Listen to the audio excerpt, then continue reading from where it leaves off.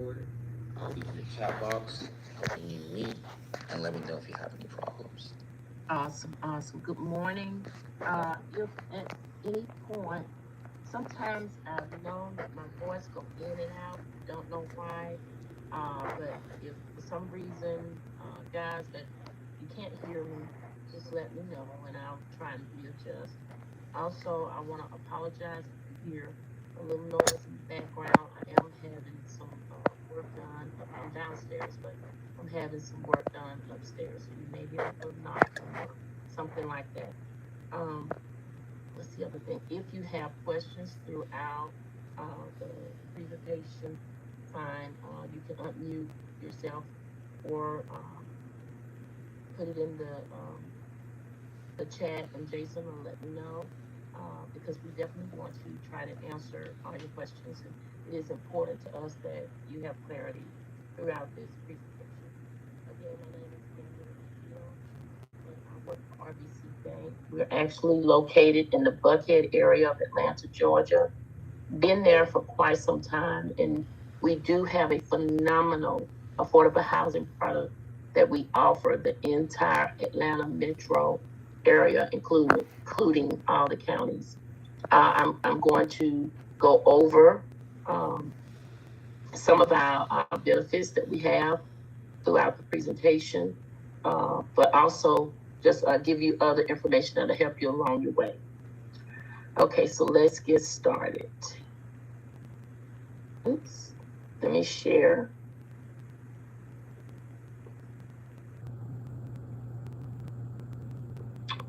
Can everyone see this? Yes, no. All right, awesome, awesome.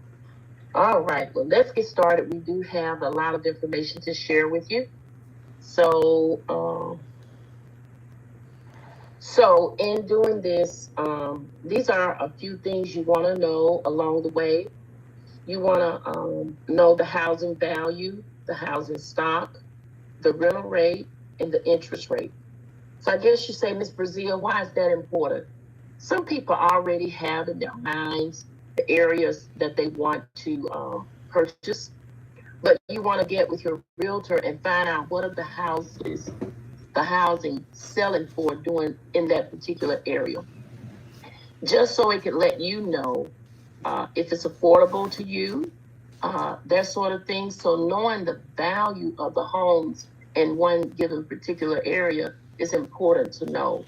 Also, you want to know the housing stock.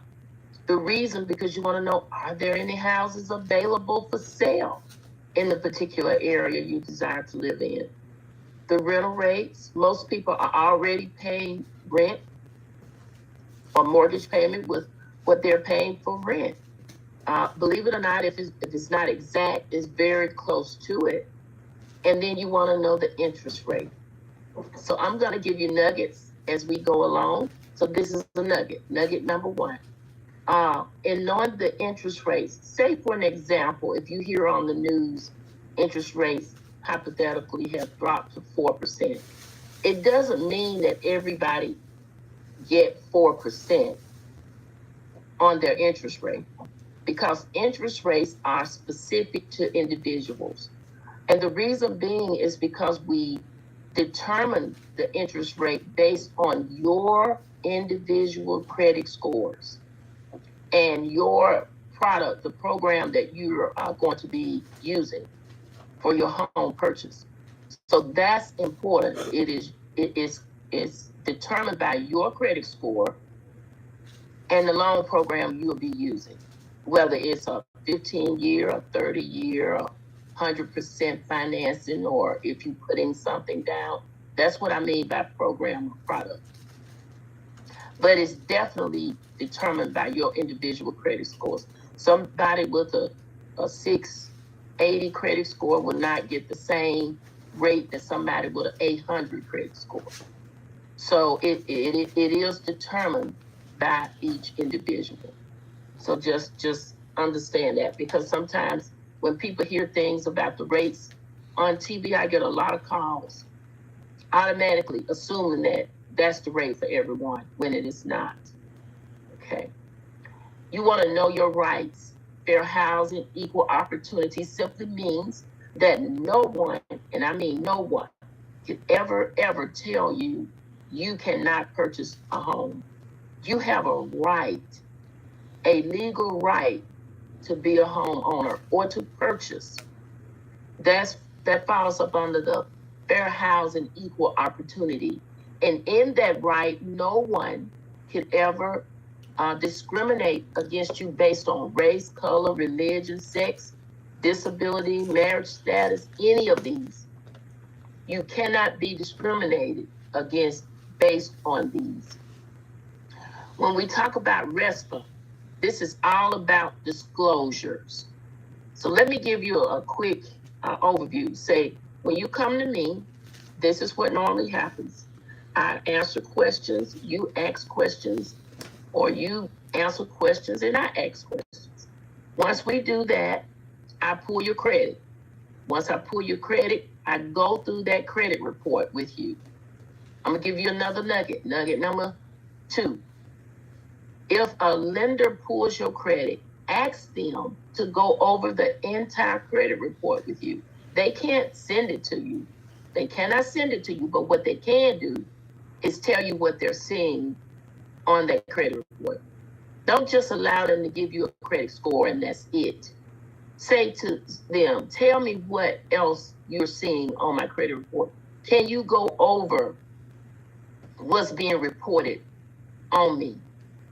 That way you'll know what's on there outside of just knowing, well, they said my credit score was this or that, but you don't know why. So you need to know what's on the credit report so you can understand why you had a certain score. So ask that question. So once I do that, I pull your credit, I go over the entire credit report with my clients so they can understand what I'm seeing.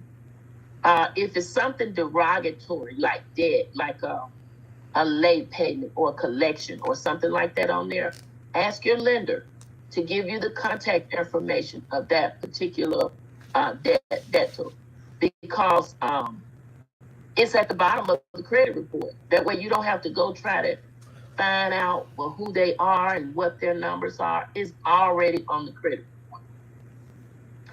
report. Once I go over that, we determine what you want to do. I ask you for verifying documents like tax returns, W-2s, or 1099s, bank statements, those sort of things, pay stubs. Once I get that information, I structure your file and get it ready to send to my underwriting team. If I at RBC give you a pre-approval letter, know that it is a true pre-approval. In other words, I don't give out pre-qualification letters wrapped up in a pre-approval code. It is a true pre-approval, meaning that the pre-approval has already been underwritten by the underwriters. Your credit, your asset, and your income has already been underwritten. The only thing left for you to do is find a property and bring me a contract. That's it. And then we move forward to getting you to the closing table. Hey, I have a question. Yes, ma'am. Okay, I'm LaQuanda. Hey, how y'all doing this morning? I have my own land. So what can I do? Would it be cheaper for me? Because I'm not looking for a house on a property. I bought land because see, I supposed to been did this process, so my worker had quit, so it delayed me, and they had to extend me 2 more years to do it. I supposed to been done. I hadn't been bought my land, been did it, but somehow my worker had quit, and it delayed me, and they just not finding me a worker, so that's why I'm just not trying to get everything back on track. But I have my own land that I bought. Okay. So if you're planning on building on that land, then I'm not trying to be like the Jones. I want me a nice trailer. Okay, well then you just go buy a trailer and put it on the land. Okay. That's it. Yeah. Okay. Thank you. You're welcome. Okay, great deal. So once I submit you a pre-approval letter, and you bring me a contract, a binding contract. Now I'm going to get to this part about RESPA. When you bring me a binding contract, the law says I have 3 days from the time you give me that contract to give you what we call initial disclosures.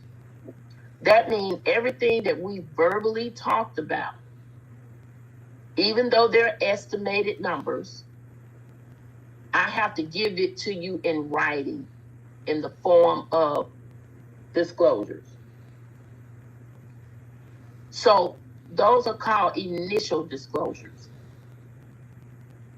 Then as we go through the long process, getting you to the closing table, if anything changed or is updated on those initial disclosures, I have to redisclose all throughout the loan process. Just continually give you disclosures with updated changes.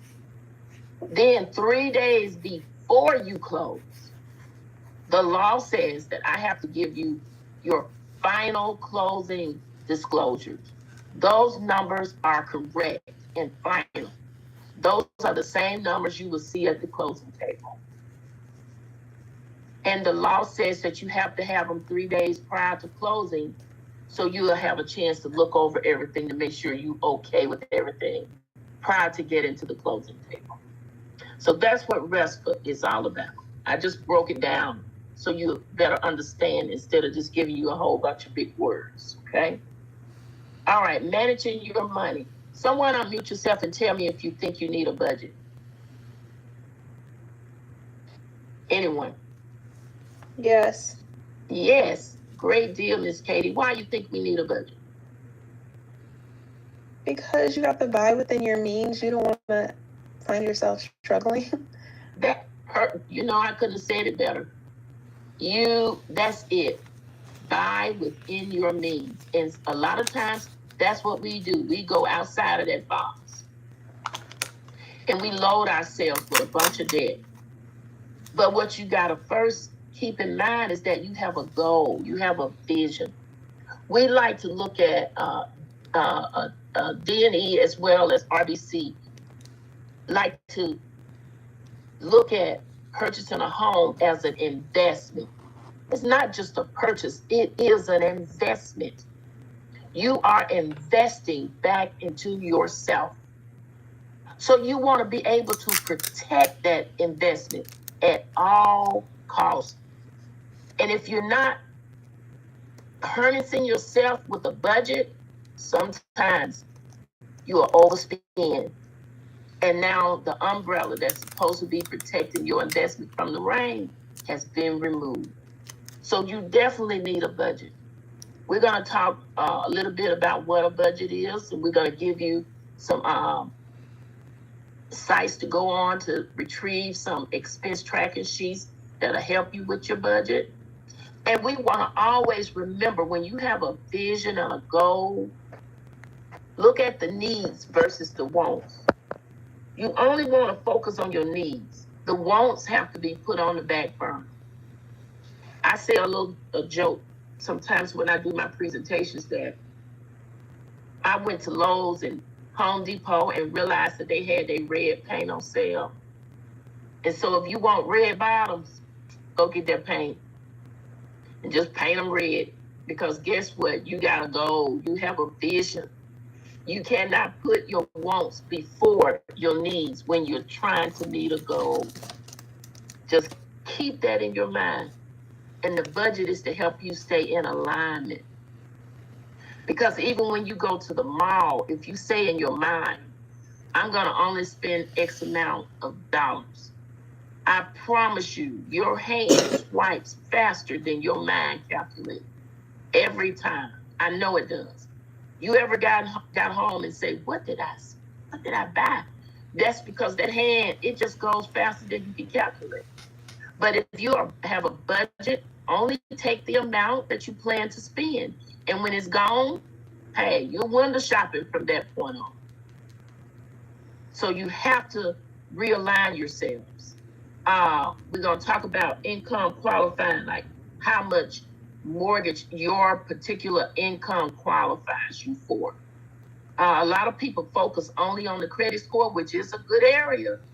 That credit score has to be sufficient. However, there are other components that you have to go through in order to purchase a home. It's not just credit, but it's income, it's asset, it's liability, it's all of that. It's all a part of it. And on top of that, we have to make sure that your particular income can support the home that you're trying to purchase. Because one thing we do not want to do is set you up for failure. We want you to succeed. And we're going to talk about savings as well. Okay, one of the reasons you need a savings, because there are other costs that you should expect in this process, and these are upfront costs.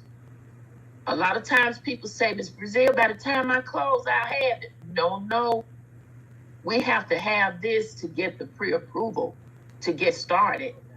So that's another reason why budgeting and savings should be a primary factor in your journey. Because you have a down payment with some that will.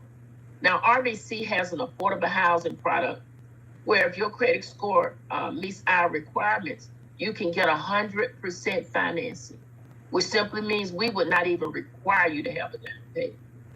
Okay? But there are sometimes you have to have a down payment. And when you do, we do partner with down payment assistance programs that if you fit into their requirements, you may be able to receive funds. Here's nugget number 3. Down payment assistance are available. They're out there, but they are not guaranteed. Just because it's out there don't mean you're going to automatically get that money. You have to go through their underwriting process and meet all of their guidelines to receive those funds.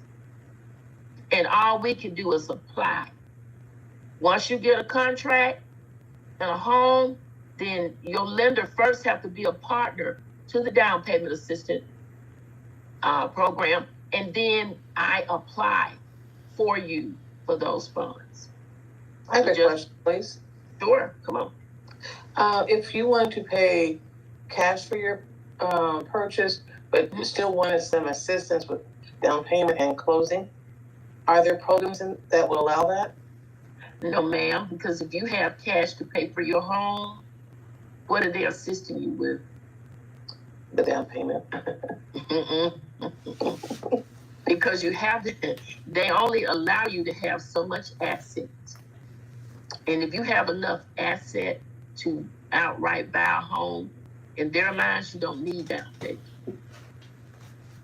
Those programs are designed, basically, they're income specific, number 1. And they do look at your asset, because it's designed for people that would ordinarily have it. That's the purpose of it. It is to help you, assist you. That's why it's called assist. And then a nugget number, I don't know what nugget I'm on, but next nugget, I hear people say, Miss Brazil, I want to get all the down payment. I want to apply for all of them, because you can layer them. You definitely can layer them. But I want them all, and I don't want to have to pay for anything. Now just think about what that sounds like. You mean you want everybody else to pay for your home and you don't want to invest into yourself? You mean you wouldn't put nothing in there of your own for yourself?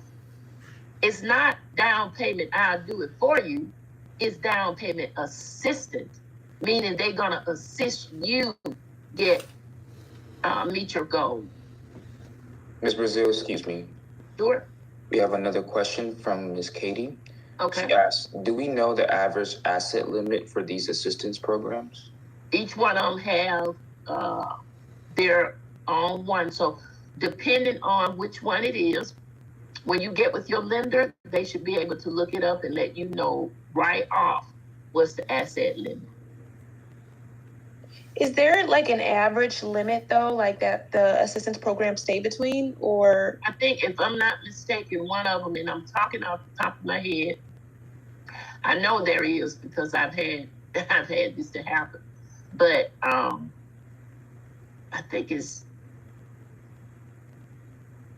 could be about 40,000 or 50,000, somewhere around in there.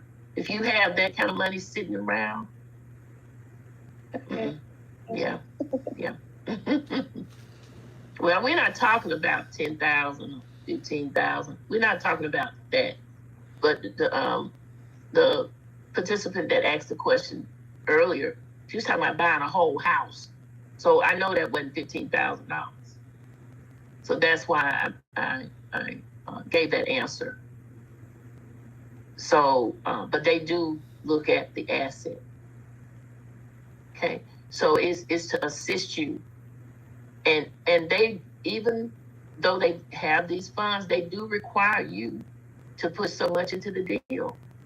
And that's the reason why, because you got to invest into yourself if you want someone else to invest into you. Never, ever, never, just put this as a rule of thumb. Never, ever allow someone to do more for you than you do for yourself. Because that's what makes companies and other people want to help you, because they see you doing it for yourself. But if you're doing nothing and you just want all of them to do it, no, that's not a good look. So always have something of your own and then ask for the assistance. That's why these funds are due up front before you get pre-approved. They want to see, are you making plans for yourself? Then we see how we can assist you to meet your goal. Okay?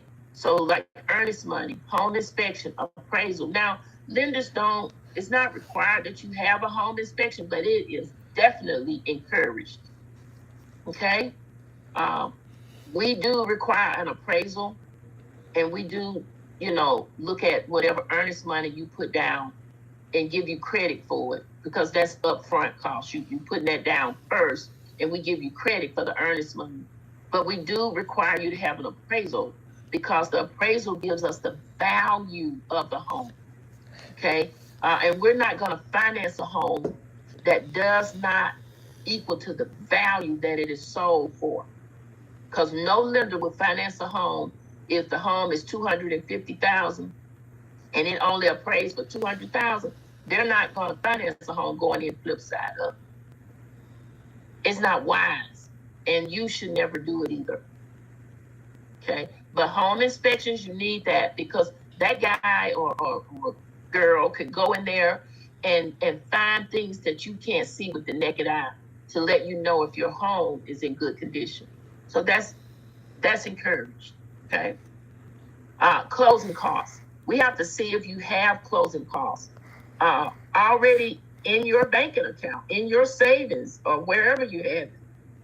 But just know that money cannot be under the mattress, in the backyard, in a shed, wrapped up in a cloth. It must be in the bank. That's called mattress money. We can't use it. You know why? Because we cannot trace it. We can't track it. There is no paper trail. And all funds used toward purchasing a home must be taxed money. In other words, you had to have paid taxes or filed taxes on those funds. Good morning. Yes, ma'am. I have a question about that. How are you today? Thank you. Well, come on. That's good. Are you able to use gifted funds, say from family members? Okay. Yes, ma'am. Okay. We will accept gifts. All we do is give them a document to complete. Yes, ma'am. Thank you so much. Yes. But I just know sometimes I've ran into people say, I don't trust banks, so I just keep my money at home. Well, okay, let's think about that. You can't go in there and put a large deposit in the bank, and the underwriters don't ask you where that money came from. That's a red flag, because they want a paper trail. And for people to say they don't trust banks, but then they want the bank to finance them. The two don't go together. Think about what you're saying. And then banks don't do no more than we do every single day. It's not that we financial institutions are just being hard. They're operating under the same principle that you operate in on a daily basis. And you know what that principle is? Okay, I'm going to share with you early on in this presentation what I normally share. My little fictitious story that I made up. And I did make it up. So I'm the author of this story. But I made it up to prove a point to you. So your Auntie May was sitting on the front porch one day. And your cousin Joe came by and said, Auntie May, loan me $1,000. I promise you, I'll pay you back at the end of the month. And your Auntie May said, Joe, now this is my bill money. I got to have it back at the end of, I promise. I promise I'll pay you back if you just loan it to me. She said, okay, I'm going to give it to you, but at the end of the month, I need it back. Yes, ma'am, I'll bring it back. The end of the month came, no Joe. She called Joe. She texted Joe. She sent a letter to Joe. She emailed Joe. She sent somebody looking for Joe. Couldn't find Joe nowhere. Then 2 weeks after that, Auntie May at the family reunion telling everybody, you know I loaned Joe $1,000 and I ain't seen him since he promised me to pay me back, and I ain't heard a word from him. A week after the family reunion, Joe calls you and say, hey, cuz, loan me $200. Somebody unmute yourself and tell me what you gonna say. You ain't getting $200. Oh, exactly. Why? Why, Miss Baker? Why won't you give Joe $200? Because you just messed up with Auntie May. There you go. Hello. Well, guess what? The credit report is Auntie May. We don't do anything different than we do every day in our lives. We do it at home. So that's what banks do. They look and see how you paid Auntie May, because that tells them if you would pay them. That's just how it works. Now, we all have been in a crunch or something happened, life be life, and we know that. But it's nothing wrong with that, as long as you get up, clean it up, and move forward. But don't say banks are against you, because they're not. We do it every single day. We just do it in a different way. But it is the same principle. Okay? Closing costs. Escrows. Escrows is what we add into your mortgage payment, like your homeowner's insurance, property taxes. What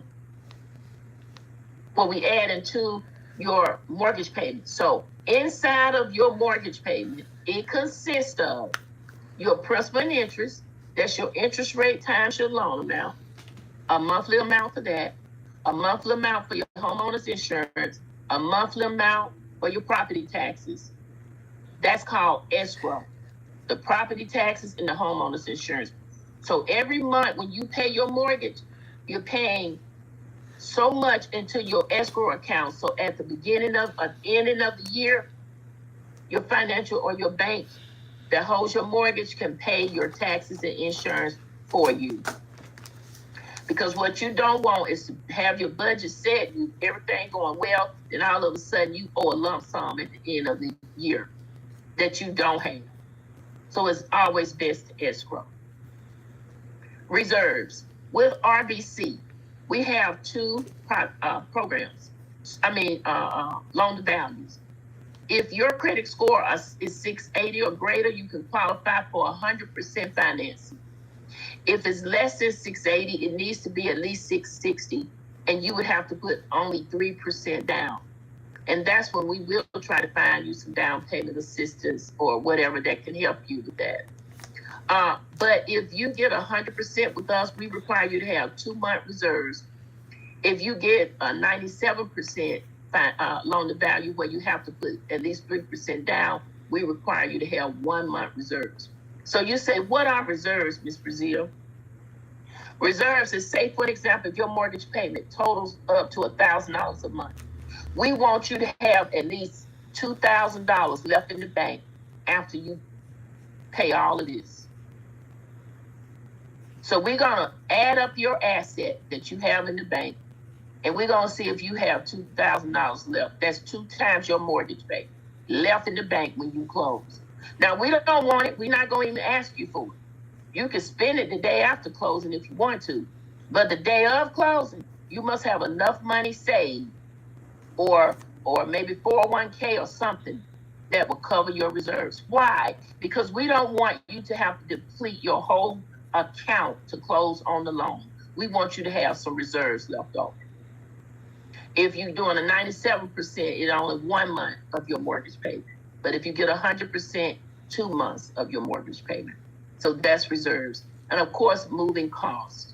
So these are costs that you should expect in addition to the new mortgage payment. Ongoing costs, mortgage payment, utilities, and maintenance and repairs. So whatever you were paying for rent, of course, it'll change to a mortgage payment. But these guys here, these utilities, going to be in your life forever. They go nowhere. You're going to always have utilities, some way, somehow. Okay? This is the new man on the block, maintenance and repairs, because you're the investor. Remember, this is your investment. You own it. You're the owner of it. So you have to take responsibility to keep it up and make repairs. So that's another reason why you need savings. You need a budget. So you have enough to take care of your investment. You want to protect your investment and you want to take care of your investment. Okay, so just always keep that in mind. So this is really what counts. Remember earlier I said more count than just the credit? Your employment. We require you to have at least 2 years of consistent employment. What that means is consistent. It doesn't mean that you can't get a promotion or you can't change jobs, because you can. People do that every day. But it must be continue or consistent. What I mean by that, if you left one job in December and you started the next job in January, that's consistent. But if you left one job in December and then started working again to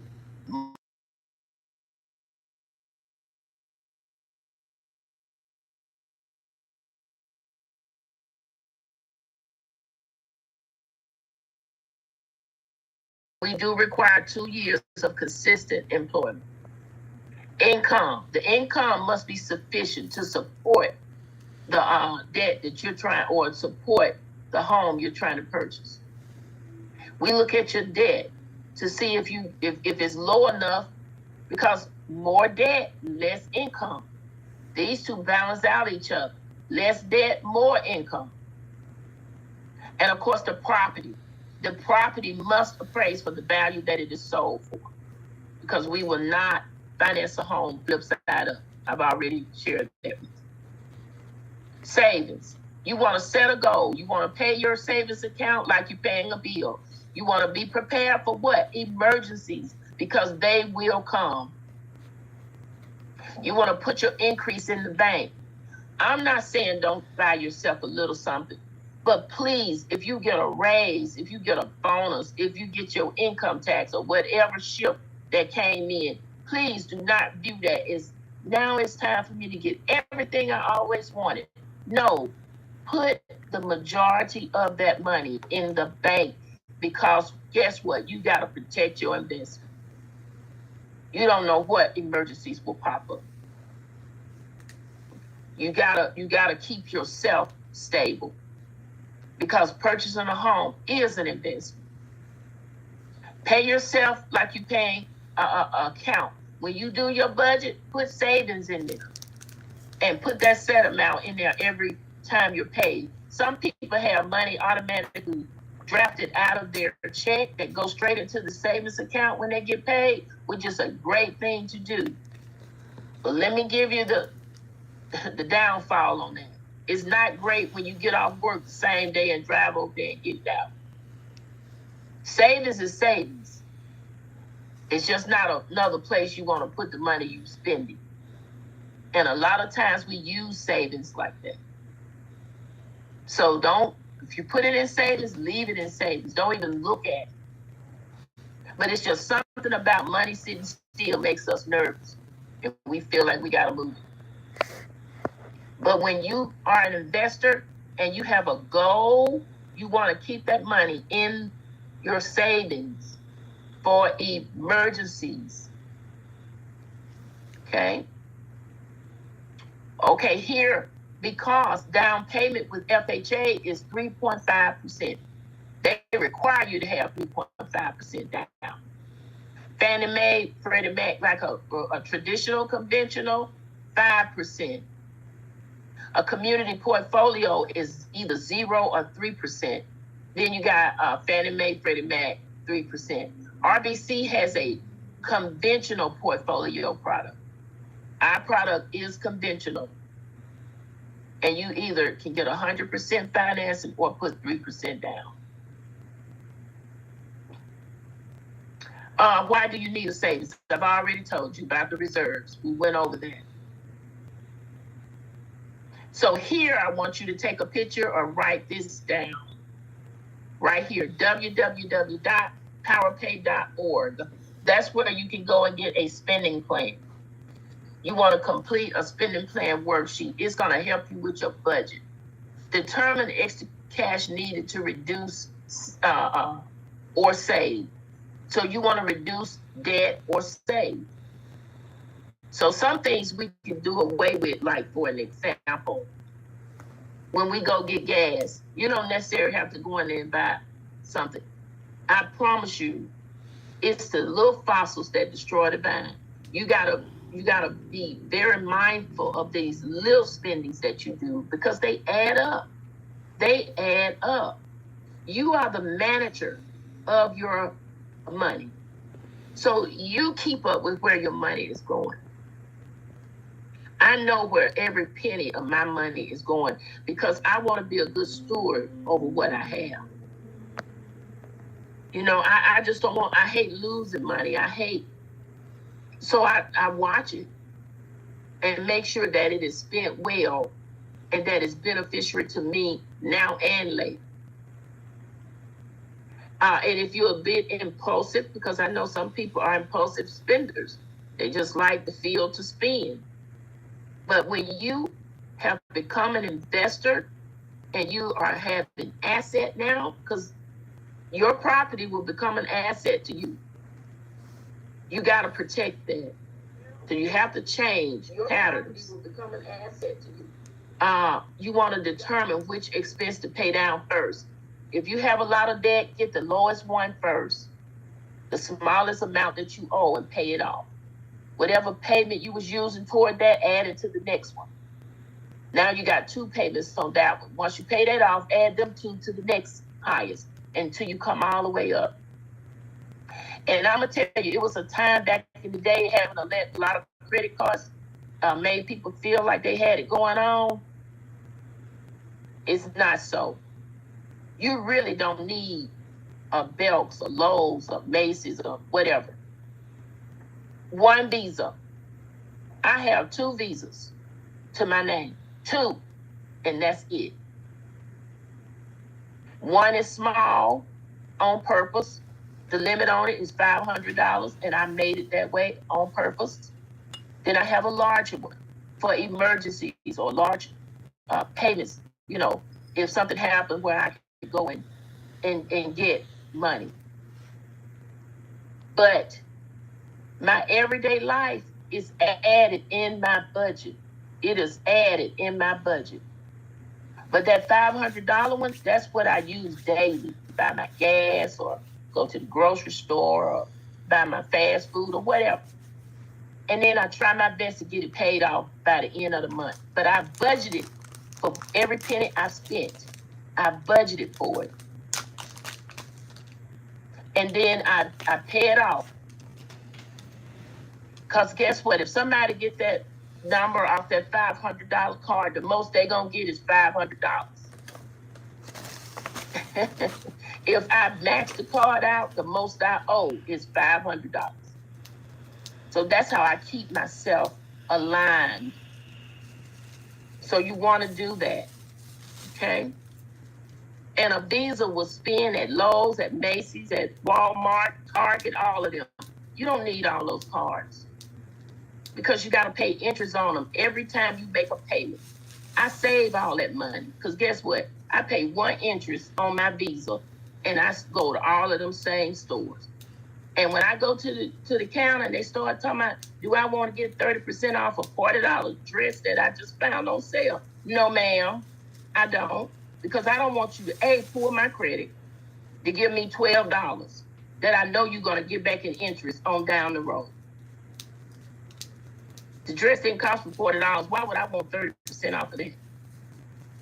It's not worth it. And when you have them to pull your credit, it stays on your credit 2 years. 2 years. That's not worth it. So when you go to these stores, just start shaking your head from the left to the right. Let's do some exercise. Everybody right now, just start shaking your head to the left, to the right. Get used to saying that. Nope. Nope. That's what that means. That means no. Adios. No. Goodbye. No. That's what that means. So get used to doing it.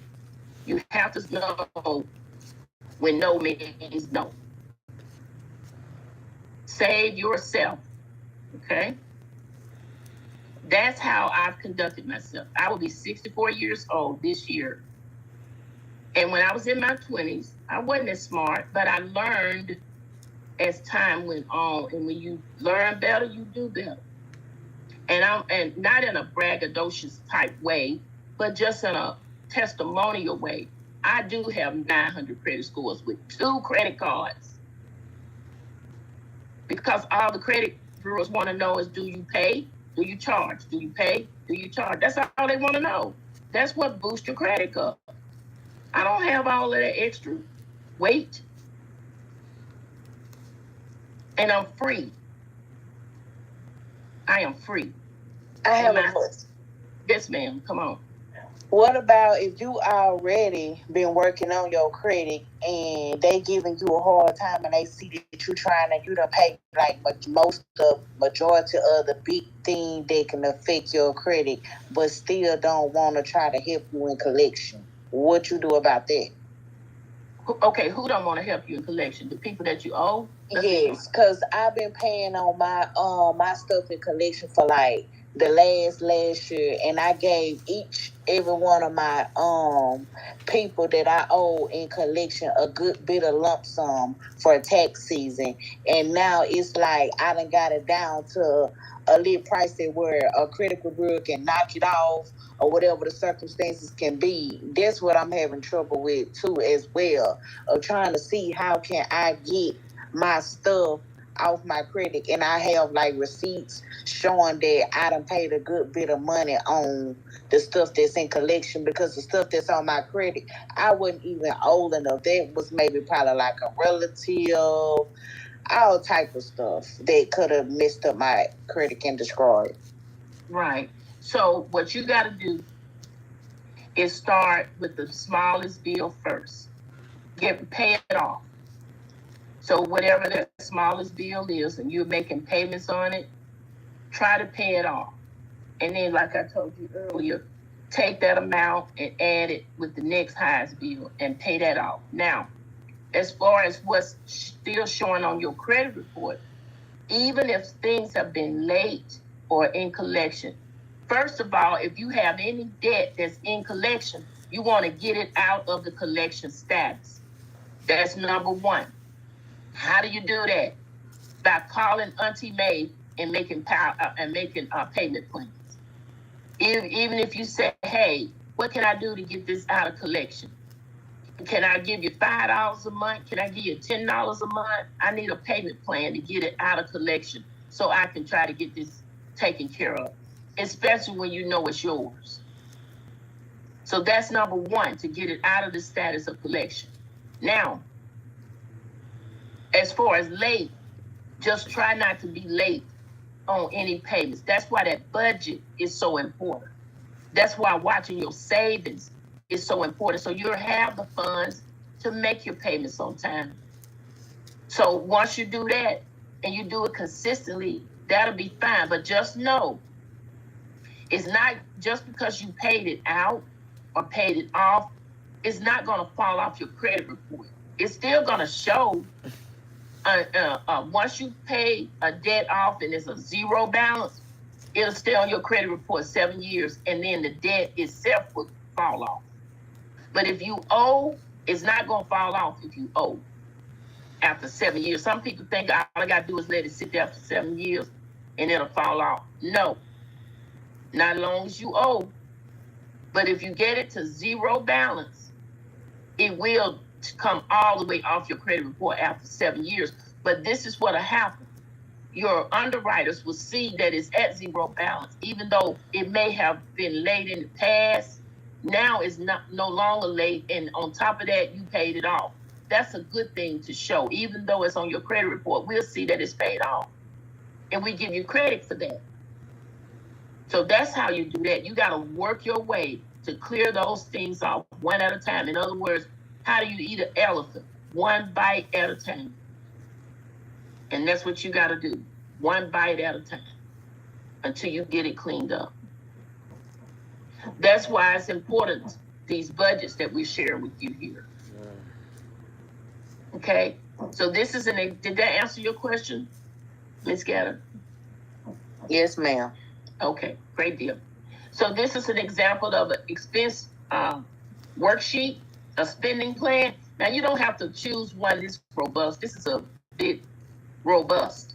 They have some simpler ones that you can get. And here's another place to get them, powerpay.org. Powerpay.org. Okay. All right, so this is what I call the 4 C's. Credit, capacity, capital, and collateral. We know credit is credit. That's your credit. If someone asks you what are your capacity, so they won't be talking over your head, I'm going to tell you what they're asking you. They asking you how you going to pay me back. That's what they want to know. Where you work, how much you earn, how long you been there. That's your capacity. Where you going to get the money from to pay me back? If they say how much capital you have, they just want to know how much money you have in the bank. Collateral is all about the property that you're trying to purchase. That's the collateral. Okay? So a credit. The underwriter reviews your credit report, which includes everything. I encourage my clients, when they come to me, be honest with me about where they are. Because I promise you, the financial institutions will find out. There is nothing hidden. We know everything. We know it. We see it. So just be honest, because their credit report tells us everything. It tells us your payment history, how much your current balances, how much you pay a month, how much you owe. It's like your credit profile. That's what it is. So it's best to be honest. Capacity tells a story about your ability to make the payment. How you gonna pay me back?